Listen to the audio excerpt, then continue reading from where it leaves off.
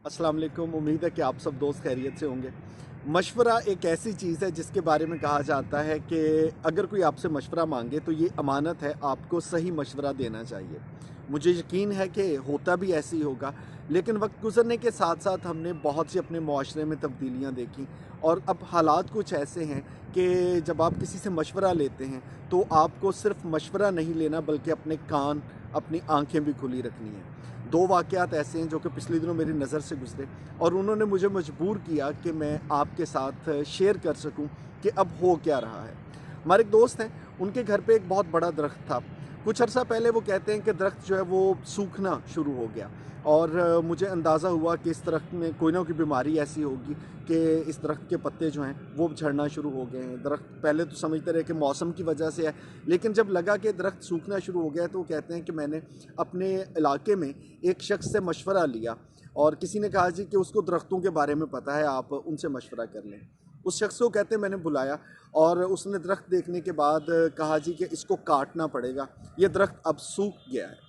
तो कहते हैं जी कि मैंने उससे एक आध दिन का वक्त लिया कि यार मुझे सोचने दो और एक दिन के बाद दोबारा मुलाकात हुई। मैंने कहा यार उसका कोई हल हो सकता है।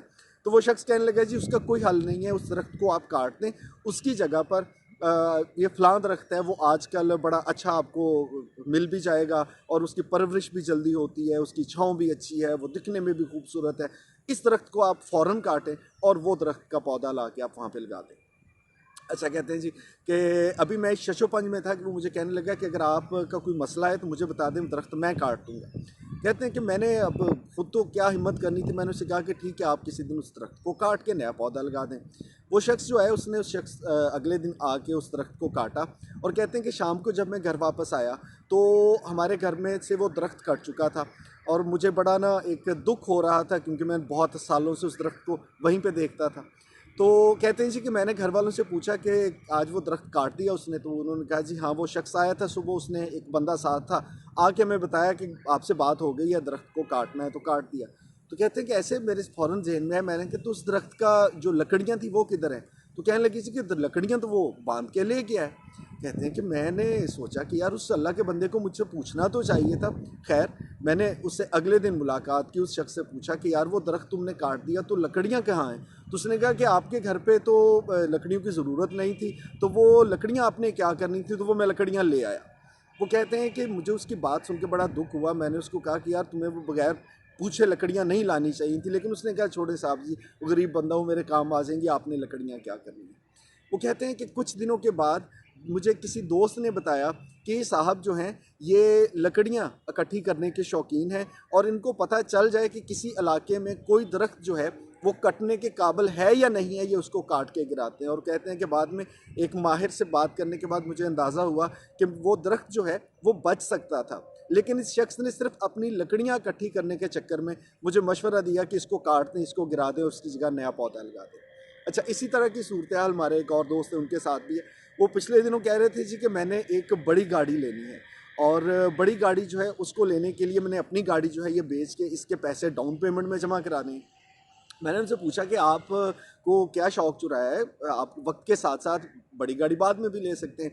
तो कहते नहीं यार हमारे मोहल्ले में एक बंदा है उसने मशवरा दिया है, वो शाम को हम इकट्ठे बैठते हैं तो वो कहता है कि आप जी गाड़ी फ़ौरन बदलें, आप के स्टेटस के मुताबिक ये गाड़ी नहीं है। तो मैंने उसे बताया कि अभी मेरे पास पैसे नहीं है, उसने हल भी ढूंढ दिया। वो कहता है जी आप अपनी गाड़ी बेच दें, आपको ये गाड़ी जो है ये मुनासिब पैसों में बिकवा देते हैं और जनाब आपकी इसी पैसों से हम बैंक में आपके ये पैसे जमा करवाएंगे और लीज़ पे गाड़ी ले लेंगे।